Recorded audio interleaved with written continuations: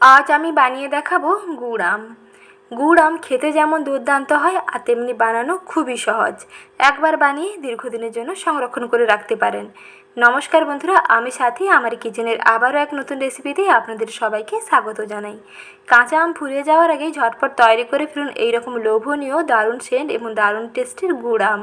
গুড় আম তৈরির সহজ একটি রেসিপি আজকে দেখে নিন। আর ভালো লেগে থাকলে ভিডিওটিতে প্লিজ লাইক করবেন, সঙ্গে চ্যানেলটিকে সাবস্ক্রাইব করে নেওয়ার অনুরোধ থাকলো। প্রথমেই দেখুন, গুড় আম বানাতে লাগবে আম।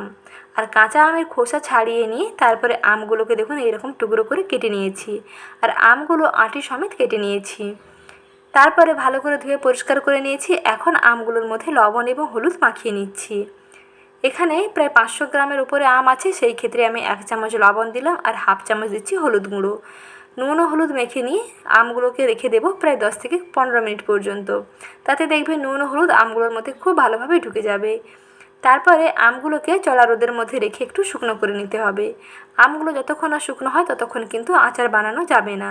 তার জন্য প্রথমে আমগুলোকে নুন হলুদ মেখে নিয়ে কিছুক্ষণ পরে আমগুলোকে থালার মধ্যে এইরকম একটু বিছিয়ে নেবেন। তারপরে রোদের মধ্যে দিয়ে দেবেন।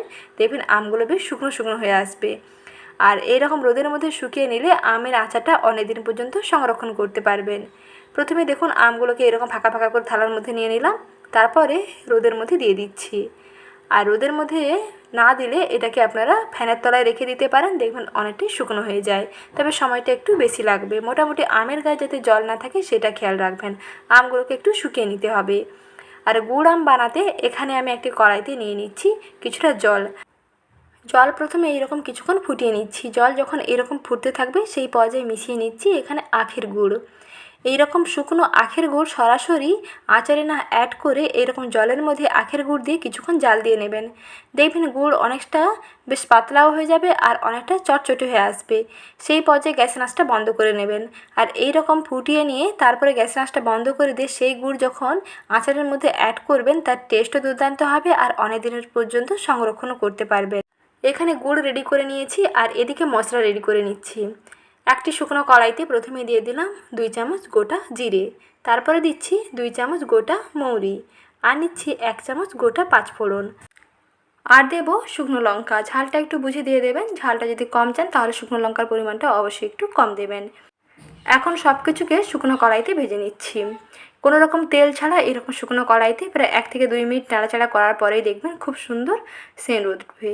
আর দেখবেন কালারটাও অনেকটা চেঞ্জ হয়ে যাবে। মশলাগুলো যখন ভাজা হয়ে যাবে রঙটা দেখুন কত সুন্দরভাবে পরিবর্তন হয়ে গেছে। এইরকম বেশ লালচে লালচে হয়ে যাবে। তারপরে মশলাগুলোকে ঠান্ডা করে নিয়ে গুঁড়ো করে নিলে রেডি হয়ে যাবে আচারি মশলা। এইরকম আচারি মশলা তৈরি করে নিয়ে আপনারা একটা কন্টেনারে ভরে রেখে দিতে পারেন। কাঁচা আমের যে কোনো রেসিপিতে, অর্থাৎ কাঁচা আমের চাটনি, টকঝাল মিষ্টি চটপটা বানাতে হলে এই মশলাটা অ্যাড করে দেখবেন সে দুর্দান্ত হবে আর টেস্টও বহুগুণে বাড়বে। তারপরে দেখুন এখানে আমগুলো শুকিয়ে নিয়েছি। আমের গায়ে আর কোনো রকম কিন্তু জল নেই। আমের গায়ে যাতে জল না থাকে সেটা একটু খেয়াল রাখবেন। সময়টা বেশি লাগলে লাগুক, কিন্তু আমগুলোকে এরকম একটু শুকিয়ে নেবেন। আমের মধ্যে জল না থাকলেই ভালো হয়, আচারটা বেশি দিন পর্যন্ত সংরক্ষণ করতে পারবেন। নাহলে কিন্তু আচার তাড়াতাড়ি নষ্ট হয়ে যাবে। তারপরে দেখুন এখানে কড়াইতে দিয়ে দিয়েছি বেশ খানিকটা সর্ষের তেল। কয়েকটা শুকনো লঙ্কা দিলাম আর দিচ্ছি 1 চামচ গোটা পাঁচফোড়ন। শুকনো লঙ্কা এবং পাঁচফোড়নগুলোকে একটু ভাজা ভাজা করে নিই। তারপরে আমগুলোকে দিয়ে দিচ্ছি। আমগুলোকে আবার একটুক্ষণ তেলের মধ্যে ভেজে নেব। তেলের মধ্যে আমগুলোকে ভেজে নিলে আমগুলো বেশ নরমও হয়ে যাবে আর দেখবেন আমের বেশ কালারটা সুন্দর আসবে। আর আচারটা অনেকদিন পর্যন্ত সংরক্ষণ করতে পারবেন। তার জন্য আচার সবসময় সর্ষের তেলে বানাবেন। আর সর্ষের তেলের পরিমাণটা একটু বেশি থাকবে। দেখুন এই রকম আমের থেকে তেলের পরিমাণটা বেশি থাকবে। যদি এখানে আমের পরিমাণ বাড়ে তাহলে অবশ্যই তেলের পরিমাণ বাড়াবেন। আমগুলো কিছুক্ষণ ভাজা ভাজা করে নিই। তারপরে যে গুড় তৈরি করে রেখেছিলাম জল দিয়ে ফুটিয়ে নিই, সেই গুড় এখানে দিয়ে দিলাম। তারপরে স্বাদ মতো অল্প একটু লবণ দিয়ে দিলাম আর দিয়ে দিচ্ছি যে স্পেশাল মশলা রেডি করে নিয়েছিলাম সেই গুঁড়ো মশলা দিয়ে দিলাম।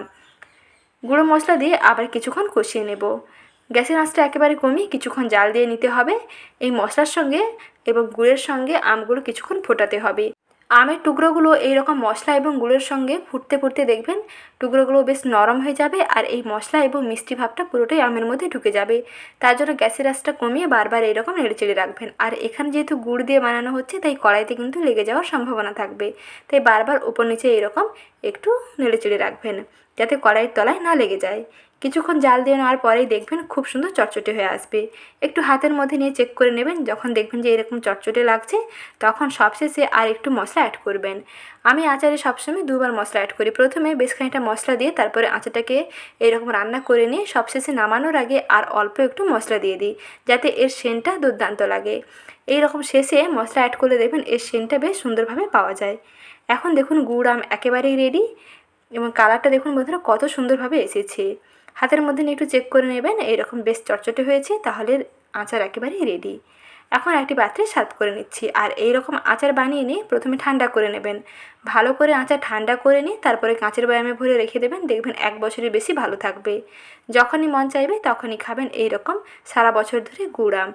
রেসিপিটি যদি ভালো লেগে থাকে তাহলে ভিডিওটিতে প্লিজ লাইক করবেন, আর দেরি না করে ঝটপট আপনারাও তৈরি করে ফেলুন এইরকম লোভনীয় স্বাদের গুড় আম বা গুড় দিয়ে আমের আচার। টক ঝাল মিষ্টি মুখরোচক চটপটা এইরকম গুড় দিয়ে আমের আচারের রেসিপিটি ভালো লেগে থাকলে ভিডিওটিতে প্লিজ লাইক করবেন, সঙ্গে চ্যানেলটিকে সাবস্ক্রাইব করে নতুন বন্ধু হয়ে যুক্ত থাকবেন। ভালো থাকবেন, সুস্থ থাকবেন। রেসিপি দেখার জন্য জানাই ধন্যবাদ।